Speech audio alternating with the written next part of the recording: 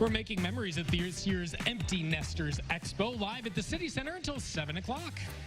And joining us here to talk about how you can preserve some of those memories. Maybe it's videos, maybe it's pictures, maybe it's audio.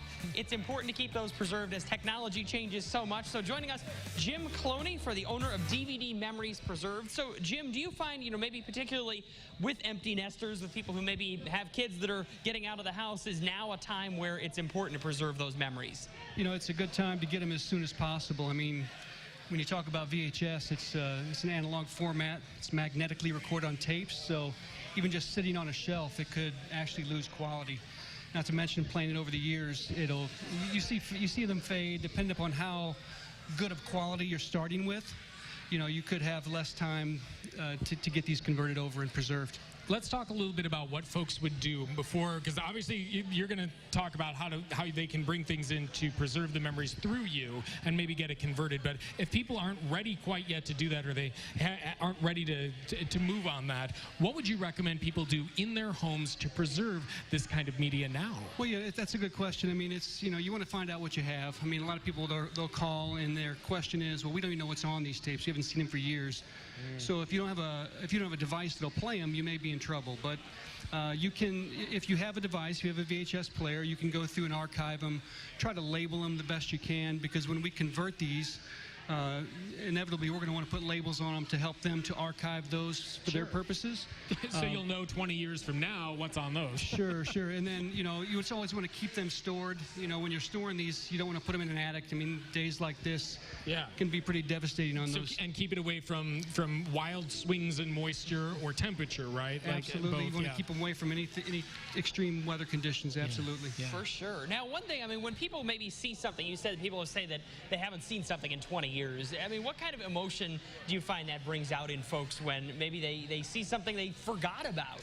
Well, we can only imagine. I mean, we actually watch a lot of these as we convert them. So you can tell there's a lot of family memories there. So we hand the discs over, or the hard drives over, or the thumb drives over in some cases.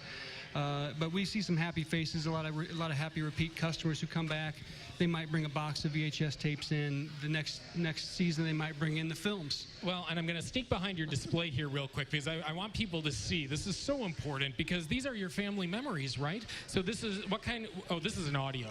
That's an audio reel-to-reel, which we convert audio formats and video formats. So if you played in a band maybe and recorded something, right? Or if you're in, like say, you're on the broadcaster, maybe you're on the radio, or even some guys use those as novelty, just record family conversations and interesting things like that. Well, and we just saw pictures on the screen right there of film. So what kinds of films do you do? Whoops, I'm going to roll your 2-inch reel here off the table. Sorry about that. It was a nice reel.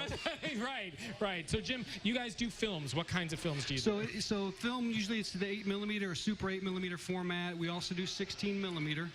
And sound, silent. Most of what we see is silent. However, Betamax. And then an old Betamax tape, the format that did not survive. Right. So, in other words, because the number of machines that can play these things is dying. It's very difficult to find a machine, and if you have one, parts that So it's good if we have a couple beta machines, and not many people have that format, but it's interesting. People do have it, and they get very excited when they know that we've got a machine that can actually play back that format. That's fantastic. Well, hey, if you want to find out how you can have all your memories converted, we'll have all the info up on our website, ciliving.tv. Jim, thank you so much for joining us and giving us a little lesson in video conversion. And you get a handy DVD. How cool is that? Or a thumb drive? I love it. Thanks, Jim. Good luck. Thank you. Speaking of cool things.